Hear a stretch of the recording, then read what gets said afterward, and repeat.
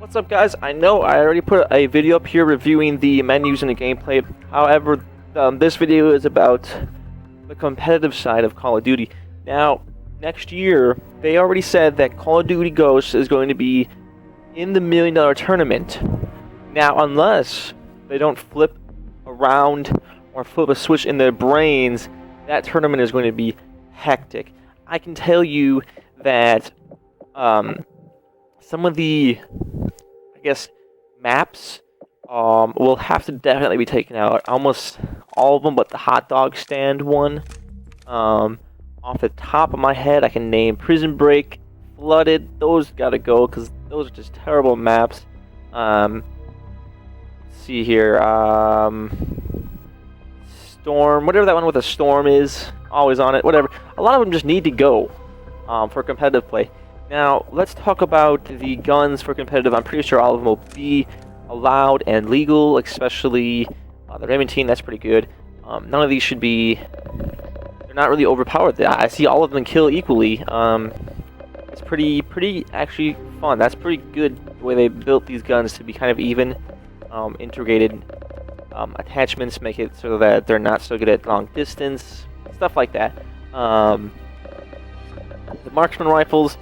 Some people might say that these are fails, you know, Fail of Duty, Cap Ops 2 with the cap and the fail back in Black Ops 2. I would have to say these aren't like the fails or falls fails, because it does take 2 bullets to kill them. However, I feel like nobody really is a master at these guns yet. Well, they might be masters. But I don't see them being used that often because up close and personal, there is really no hit fire with them. They're just insanely bad. They don't have a very high fire rate. I play with the IA2. That has, I do believe, the fastest. Yeah, it has the fastest, and it's just kind of slow. It's like so it's not really that big of a deal. I do roll with the silencer, and that's pretty alright, you know. Let's go over to the snipers here. This is what I like to use because it reminds me of the Dragunov.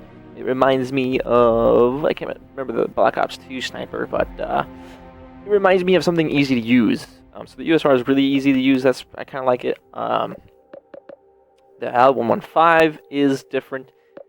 Nobody should ever use this gun in their lifetime because it has such a kick to it. It is impossible to hang on to this thing once you try shooting someone. It's semi-automatic, so people are going to be like, okay, I can fire this thing constantly. The silencer doesn't really help with the kick. I don't think anything's going to help with the kick with this gun. Perks, it's going to kick really bad. This one is pretty much like the any kind of, you know, semi-automatic rifle that you've ever had in any other gun in our game. Weak on damage.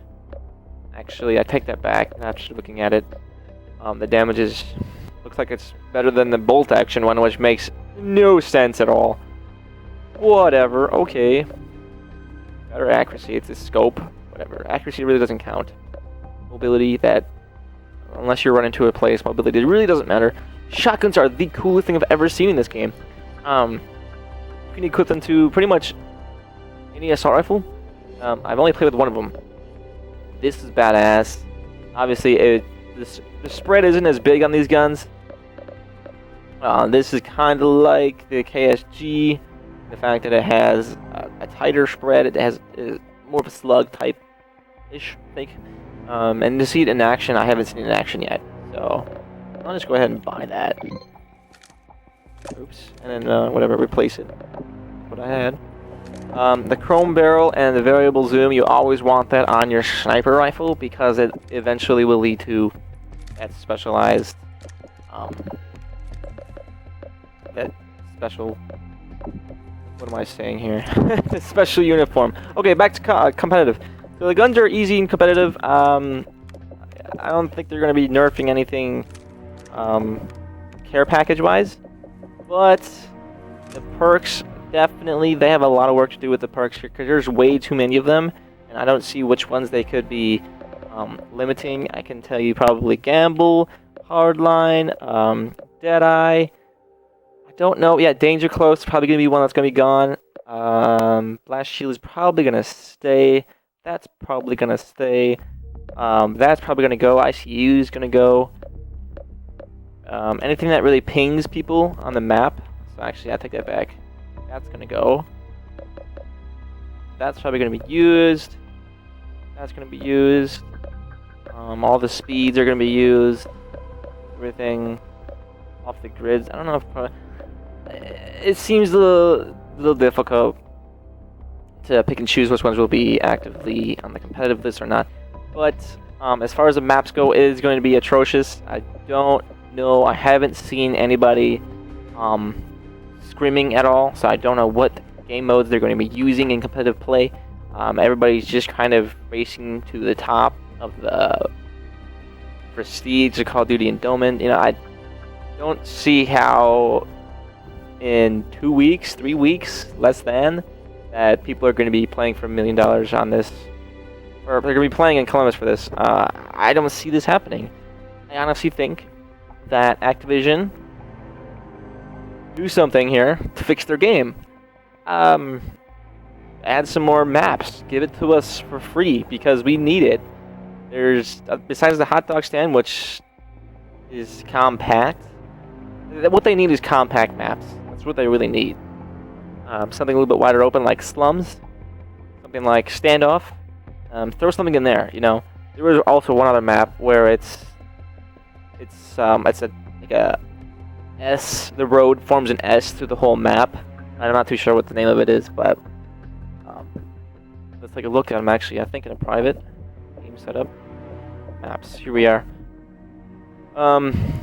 Prison Break's terrible. Octane is one of those I think they might put in the competitive. Tremor. I can probably see that one in there. Freight, you can see that one in there. Whiteout, I think's got to go. Stormfront's definitely got to go. Siege is... I don't think I've actually... I played it, I just can't remember it. Maybe. Warhawk, this is the one that forms the S in the middle of the street here. That one might probably definitely in. This one is probably going to be in there. That one probably got to go. This one's definitely got to go.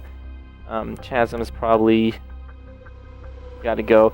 The one thing that you find in connection with all these maps is that they have a lot of crap sitting in them, especially the last few here.